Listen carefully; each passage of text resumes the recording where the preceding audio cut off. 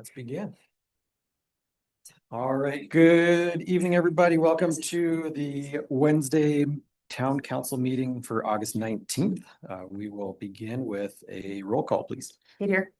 Spence here. Gusty here. Lynn, you are muted, but I see Lynn is on Zoom and Eric is here. And let's stand and please. One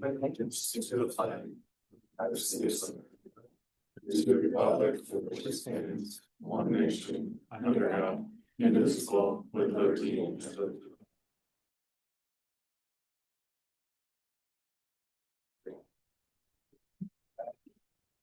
We got approval of the consent agenda. Does any of these items want to be pulled? Or if not, I'll take a motion. I'll make a motion to approve the consent agenda as presented. Second. By Gusty, second by Spence. All in favor? Aye. Aye. Motion passes. We'll move on to the approval of the regular agenda. Anything added or changed or removed?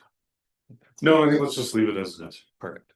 I will take a motion from council. I move to approve the regular agenda. Second. Motion by Spence, second by Kate. All in favor? Aye. Aye. Aye. Regular agenda passes. Any conflicts of interest tonight? Yes, I will be recusing myself from the business item A. We own 161 Main Street and we'll be on the other side of the podium. Sounds good.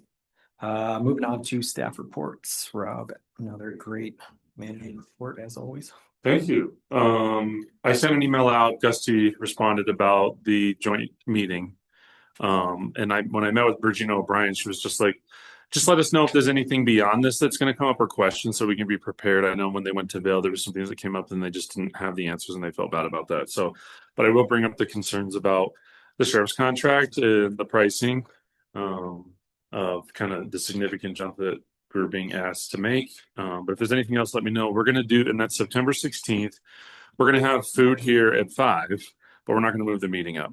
So if you get here at 5:30, get here at 5:30, there'll be food. But we're going to start it at 5, just food and just talking, hanging out, and then we'll start the meeting at 5:30 with them, and that will be 5:30 to 7, and then regular business after that. Any questions about anything that's going on? That'll look good again. Hopefully we smooth all the edges out on the water plant and Yeah, problems up front and everything goes good after that. Yeah, the biggest challenge has been finding the water line that leads from the plant over to Moline Park. That's been a lot more difficult than we thought. And I haven't talked with our public works director, Mike Martinez, today, but he was feeling confident that we were going to iron that out this week. The siphon project with Eagle Water Sand, they moved quickly. Interruptions at the tail end of this week have been limited, so that's been good. What else? I don't really have anything else off the top of my mind. I'm going to take some time off starting tomorrow for about 2 weeks, a little over 2 weeks. We're thinking about not having a meeting on the 2nd. All we have is a special presentation. So we thought about why don't we just kick that to the 16th or later. Save everybody some time and some money. So that's what we're thinking. Any issues or concerns? And then when I'm gone, if there's something that comes up that's urgent, especially with water, reach out to Jay, Mike Martinez, but you can always text me or something if there's just a question that doesn't bother me. Cool. And I apologize, I did go out of order. I missed the public comments on that. Let's do public comment. Open that up. Public comment? Anybody from the public wish to say anything? Anybody online? No one online. Once, going twice. Close public comment. And we'll swing over to council committee reports. Nope. We had a core transit board meeting last Wednesday. And the biggest thing coming out of there is that the Eagle Airport has seen a record year in traffic.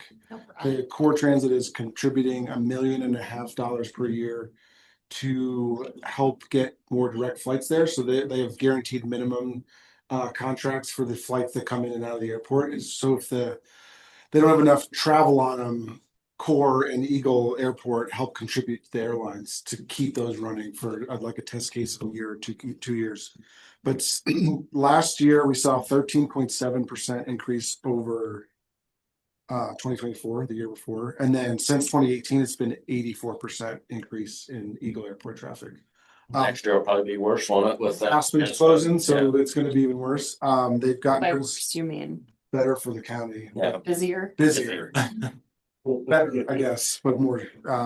They're seeing a lot of local people using it as well.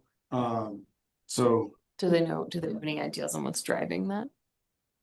I think the increase Just in better the service? better, yeah, for the major hubs that they're going to. Granted, Charlotte is a major one that's being discontinued, but they're like out to Like straight to Charlotte? They do, yeah. And there's Chicago on Saturdays. There's There's Sundays, there's 3 Uniteds from Denver. Chicago's going to go to 7 days a week this winter, actually. So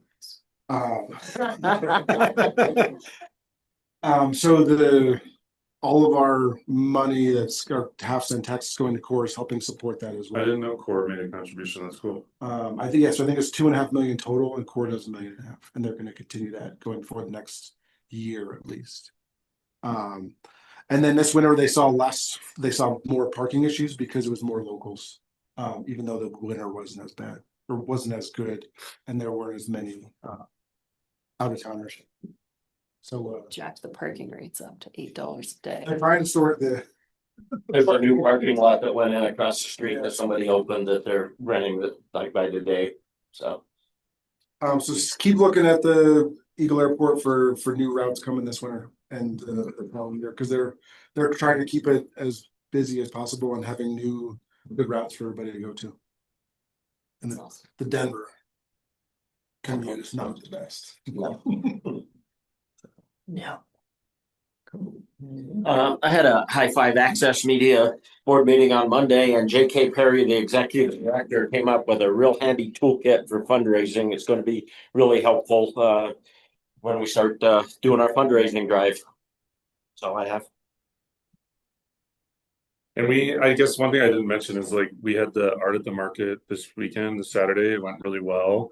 Lynn and some of her colleagues, Melissa, and a few others were able to, obtain the art donations, price the art. We got it out there. I think we sold about $4,000 worth of art. So Really good. yeah, they really made that happen for us. And then of course we had some of our people out there making it happen, and Cindy was out there taking payments for a while, but it was really successful. So, and this was kind of a split fundraiser. Some of that's coming back to the town, so that we could use for art or something in the future, programming, whatever. That's awesome. Good story.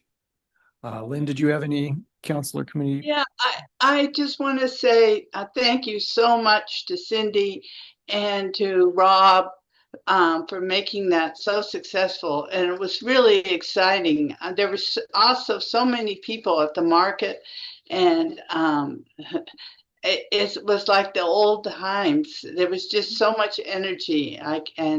We must have sold 400, 500 pieces of art, and it was really cool, and it was a really cool market. So thank you guys so much. It was a lot of work for the town to do this, and I really appreciate what you've done, guys. Thanks, Lynn. Okay. Yeah. And I don't really want people to see me now. You're okay. Just a reminder, the pancake breakfast at the Minturn Fire Department is this Saturday. It's from 9 to 11, so everybody's welcome. All right. With that, we will move on to special presentations. We got Eagle County Conservation District will be online. Good evening, Mr. Mayor, Town Council. Are we going to be able to see the slides with presentation? If not, I can wing it. I can pull them up. You should also be able to present because I gave you access, but I'm happy to pull them up. Thank you. That would be Okay. great. Yep. Otherwise, I can wing my Nope. portion. I got it. One second. Thank you. Well, while she's doing that, we can introduce ourselves. My name is Laura Bohannon. I'm the Executive Director for the Eagle County Conservation District. This is Ryan Vlar. He is our horticulture specialist, and he will be here presenting on our Beyond Lawn program. Before we dive into that, though, I'll give you a little bit of background on who we are and some of the programs that we offer. So we are a Title 35 special district, and we represent landowners for natural resource management and conservation practices. And we work with landowners, ag producers, and water rights holders to offer technical and financial assistance. And we do that through a number of different ways and methods. And one of those is through our technical assistance. So we provide consultations, we do site visits, we help design land management plans and conservation plans. And then we also engage in education and outreach, and we do that through hosting events and workshops, things like that. We also can provide financial assistance, and some of the programs that we offer is a noxious weed cost share program. So that's a 75-25 cost share where we come and help identify the noxious weeds on site. We create an integrated treatment plan, and then we will then finance and help the landowner to eradicate identified noxious weeds. We also have, I think off the top of my head, we have a virtual fencing program. We work with private landowners and ag producers to introduce an innovative technology for adapted grazing management strategies to really enhance the biodiversity and ecosystem of our working lands. We also then have a 50-50 conservation grant, which we just started with new mill levy funds, which we are now a tax-funded entity. So we're really grateful for the passage of that mill levy, which was last 2 falls ago. And with the 50-50 conservation grant, it is open to landowners for a maximum of $15,000 to apply for a conservation project on their private lands that really help and meet our mission, vision, and our strategic operating plan. I think that, and then we have our Beyond Lawn program as well, which has financial assistance, but Ryan will dive into that a little bit more. We also can advocate for our landowners through policy and legislation. So we're really can pick up on the advocacy piece of representing our landowners and their voices and their concerns with natural resources. And then I know there's one more thing that I'm missing, but. Grass and wild. Oh, yes, we sell grass and wildflowers. Thank you. We sell grass and wildflower seeds. So those are curated and hand designed here in Eagle County for our region and our climate. So if you're looking for something more native or water-wise friendly, we sell all sorts of different wildflowers and grasses that are that can go from either pasture lands to reclamation or just kind of garden and landscaping. Then we also can conduct research. That's the last one I'm missing. We can conduct research and we really, in that regard, we work with grant programs to track natural resource concerns, or we do a lot of partnerships with towns and municipalities where we can help identify noxious weeds, map noxious weeds, and help create holistic plans for conservation management on open spaces and things like that. So with that, I will turn it over to Ryan. Do you think you can wing it off the top of your head? My name is Ryan Vlar, intern resident, and I work primarily with Beyond Lawn program as a horticulture specialist. Beyond Lawn is Eagle County's resource for sustainable landscaping. So we have kind of 3 main pillars: water conservation, biodiversity enhancement, and fire risk reduction. But we also work with community engagement and education, with policy, and getting the last one there. But our mission is really to help landowners in the county implement conservation practices on their property. And that's anything from kind of converting your turf, which is one of the biggest pillars of the program, into more water-wise and biodiverse landscape, more resilient from a water perspective, to putting in rain gardens and making your home more bioresilient. Thank you. Our mission and objectives are to empower communities to conserve water and enhance biodiversity through education, collaboration, and guidance towards fostering sustainable landscapes. And we do that through providing evaluations, offering incentives, establishing a network of professionals, expanding education, building an HOA grant program, guiding policy, and broadening community outreach.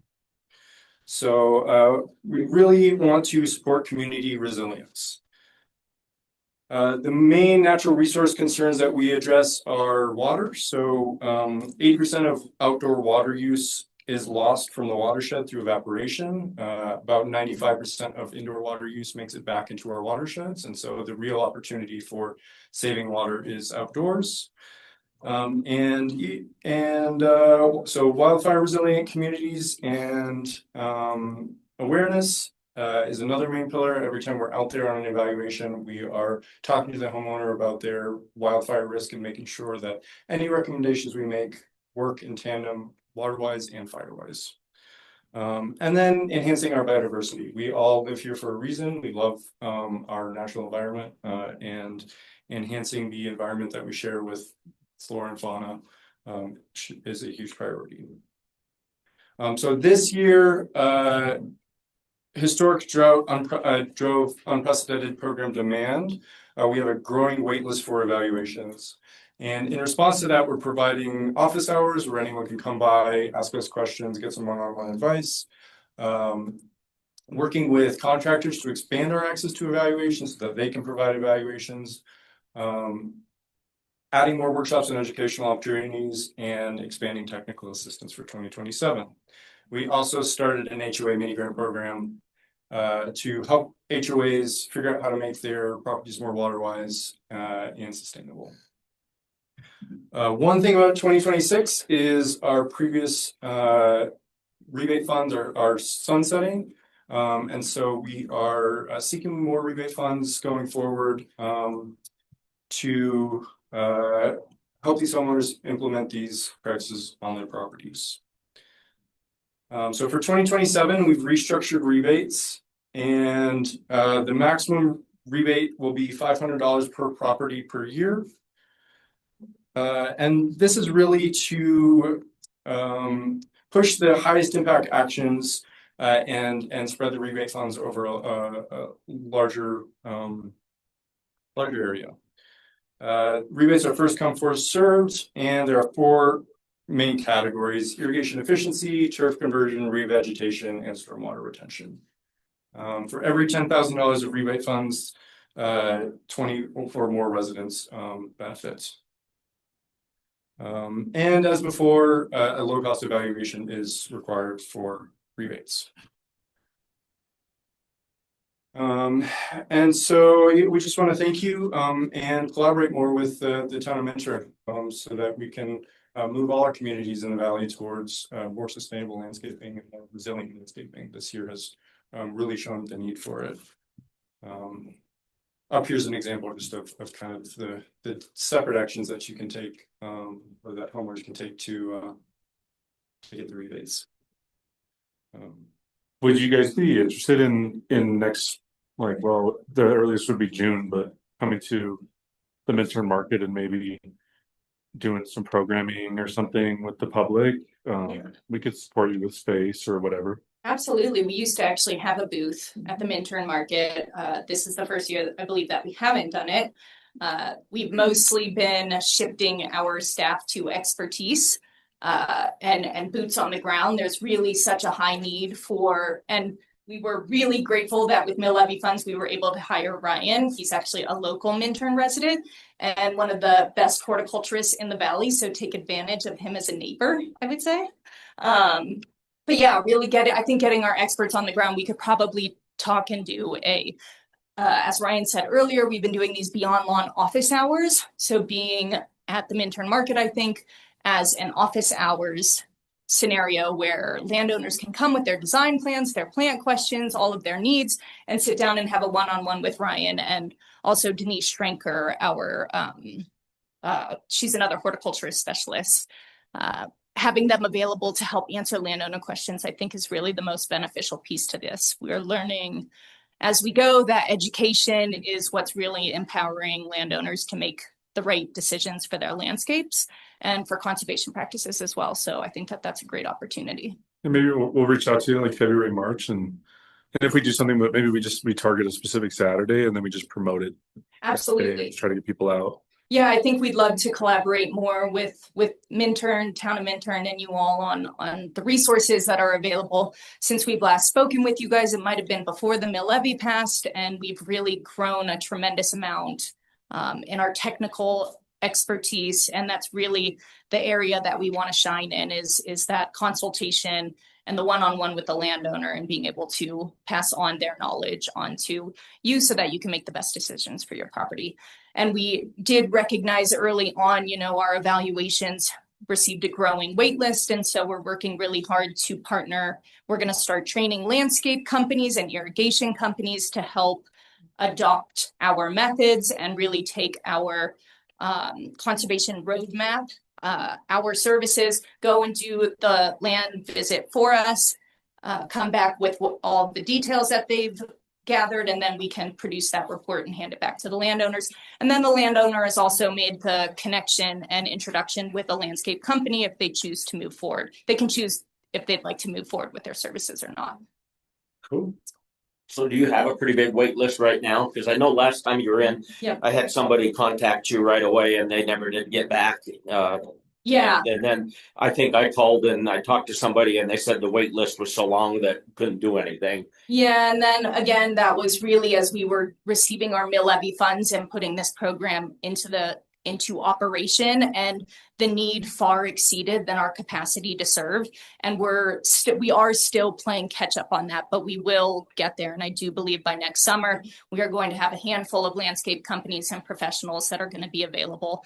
And rather than investing in one or two horticulture specialists more that can really only handle 60 more evaluations, we'd rather expand our network and reach to other professionals who are working on these landscapes day in and day out, and we can really quadruple our efforts, if not more.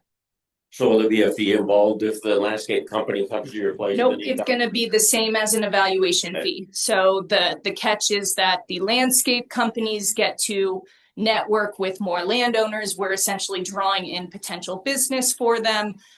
It is a smart business practice to adopt these practices in the work that they're doing. Otherwise, it will be, in my opinion, they'll fall behind the rest of the landscape companies who are addressing natural resource concerns as we face them year after year.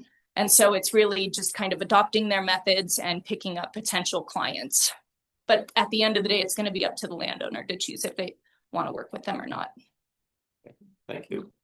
So I benefited firsthand from Ryan's expertise last week at our house in Edwards. And I would like to, if you're willing, to get with you on our recommended plant list. We're going through a code update. We just updated it 2 or 3 years ago to really focus on drought tolerant plants. Now we need to look at the Firewise, but I think we could probably use some fresh eyes on the whole list.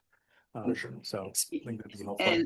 And let me say that I also benefited from a consultation with you guys, and I found it very, very helpful. Yes, Lynn, I won't forget when you were on our wait list as well. And I do want to say, at the time we were exploring a mill levy, all of our efforts were going towards a mill levy, and we're really getting our feet on the ground and building that technical capacity. And without those mill levy funds, we wouldn't have been able to have hired Brian, who another piece of this program is really the exceptional amount of resources online that you can now have at your exposure. And essentially what we're doing on site, he can walk you through it. Our online versions can walk you through it step by step.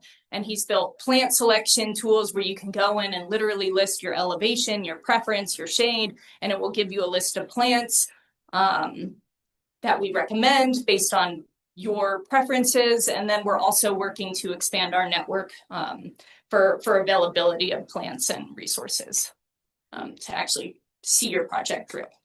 I see you have 2 numbers here. Is there one better than the other to contact? Yeah. Yes, so 236-1165 number. Okay, You can call And me, that's right on but our he's the expert. Yep. okay, great.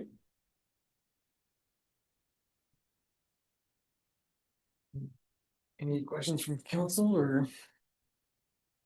Yeah, we're all very in support of what you all are doing, so big thank you for Yeah, thank you. everything too. Thank you. Thank you. Right, moving on to maintenance items. Right, go there. Bus steps. Yeah, you just go right there. Different microphone. Yeah, different chair. We have resolution number 42, series 2026, variance extension for 161 Main Street. Yes, I am. Hello, everybody. This is something that we've done once before. It was extended for a year last year about this time.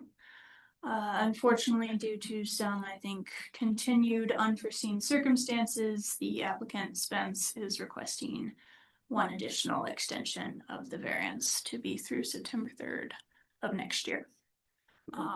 He provided a letter explaining why he felt the extension criteria were met. Staff didn't really have any arguments against that, so we put together a resolution for you to approve. Excellent. That's the quick and dirty. If you have any questions, I'm here, Scott's here, or obviously Spence is here. Any questions for the applicant? Going once, going twice, we will, yeah, resolution so we can take motion. I'll make a motion to approve resolution number 42, series 2026. A resolution approving an extension to variance 2024-01 for 161 Main Street. Second. Motion by Gussie, second by Kate, and all in favor? Aye. Aye. Lynn, if you can say aye or unmute yourself, that would, just for the record.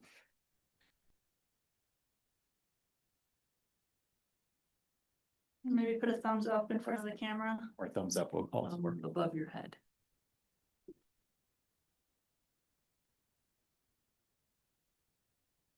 Hey, Lynn. Aye.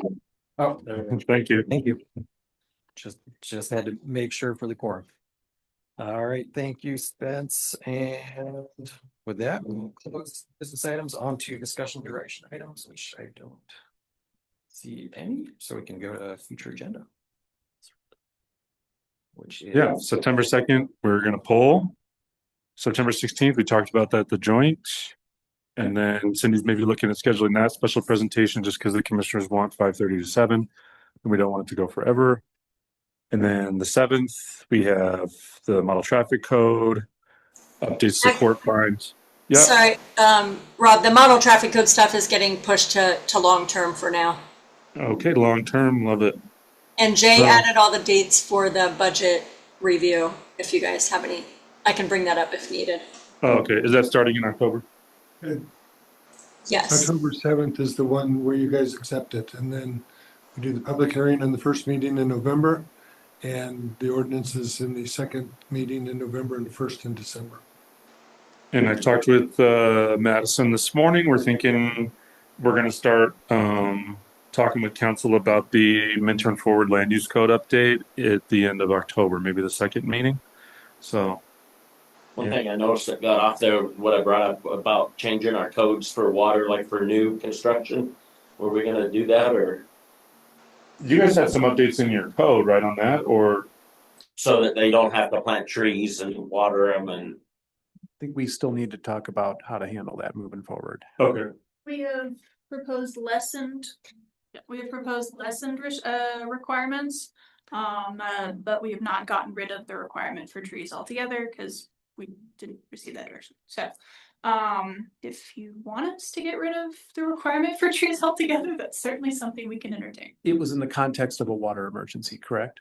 Well, just because what's happened this year and with Minturn North and then they had to plant all the trees, then they've had to water them. I was just wondering if that's something we should look at in our code as far as not requiring to have trees so that they're not required to water. I remember that in the context of like fire wise, where like people on small properties are now being forced to plant trees within the envelope. Why don't we, if the council wants to give direction to staff to explore this, what I would say is because I know they're getting close on the land use code. Would you want to do it after, like November, December, or could you really want to open that up now? Perhaps after or during. We did not propose many changes at all to the land use or the landscaping portion of the code.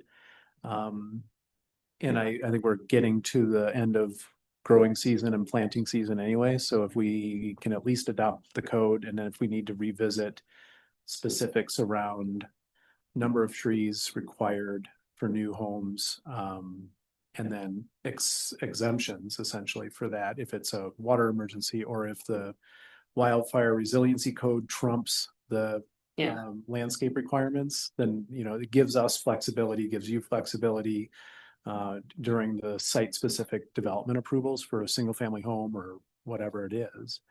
I just feel that we need to do our part as far as, you know, water conservation too. And having it in our code that we're telling people to plant trees or they have to have this, it's kind of double standard. Is there full direction from the council on looking into this? Okay. Like if it's part of the conversation, I think we're gonna have. Yeah, I'll work with the staff and we'll see, you know, because the important thing here is going to be planning commission and engaging with them on feedback of what to change and how to change it. And so it's more than just a one meeting kind of thing. But we'll start working on that. And either having that conversation with planning commission after they send the land use code to council, and then just going, okay, let's start talking about changes, and then we'll go from there. Does that work? Pass it and change it the next week. Well, there's got to be feedback. There's got to be a public process, Spence. And then we got to look and go, well, this or that, and then you got to try to think of every situation that's going to come your way. So yeah, but we'll start that then. Awesome. Make a motion to adjourn. Second. Got a motion by Pete, second by Spence, all in favor? Aye. Aye. This is the That's for the record.